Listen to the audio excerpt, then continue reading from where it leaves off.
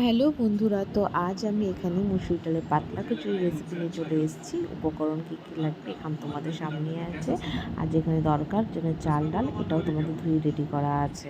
তো এখানে প্রথমে কড়াই দিয়ে দিচ্ছি। কড়াইটা গরম হয়ে গেলে এখানে আমি সর্ষের তেল দিয়ে দিয়েছি।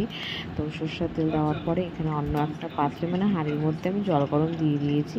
কারণ জল গরমটা অবশ্যই দরকার খিচুড়ির জন্য। তো জল গরম হয়ে গিয়েছে, এর মধ্যে আমি আলু আর গোটা রসুনটা ছেড়ে দেবো, কারণ আলু গোটা রসুনটা সেদ্ধ হতে সময় লাগবে। তো এখানে ফোড়নের জন্য যা যা দিব, এখানে পাঁচফোড়ন, শুকনো লঙ্কা, তেজপাতা, এই আমি তেল গরম হয়ে গেছে, ফোড়নটা ছেড়ে দিয়েছি। তো ফোড়নটা হালকা লাল হয়ে গেছে, তারপর আমি রসুন দিয়ে দিচ্ছি কুচনো কিছু। তো কুচনো রসুনগুলো যতক্ষণ না হালকা লাল হচ্ছে ততক্ষণ পেঁয়াজটা দিয়ে দিব।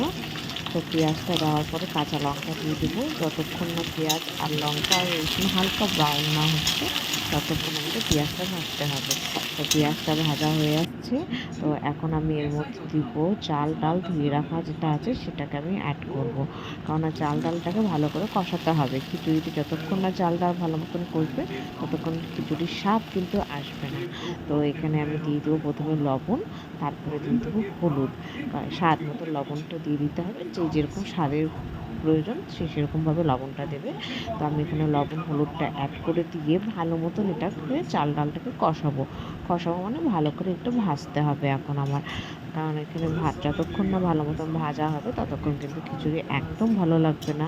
তো আমি এখানে কষানোর জন্য হলুদ লবণ দিয়ে ভালো করে এটাকে কষাতে দিয়ে দিয়েছি।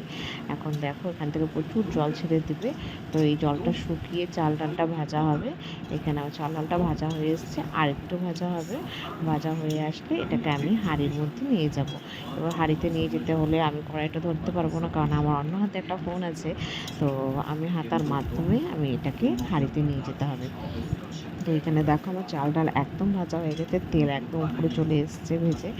তো আমি এখন হাতার মাধ্যমে আমি হাঁড়িতে দিয়ে দেবো। তো এখানে হাঁড়িতে দেওয়ার পরে আমি এটাকে আঁচটাকে কমিয়ে রেখেছি এই কারণে, হাঁড়ির আঁচটাকে, কারণ আমি চাল ডালটা যখন দিচ্ছি তখন যেন আমার গায়ে যেন না ছিটে আসে জলটা, তার জন্য। তো চাল ডাল দিয়ে দেওয়ার পরে দেখো এটা ফুটে এসছে, কিন্তু সেদ্ধ হয়নি এখনও চাল ডাল।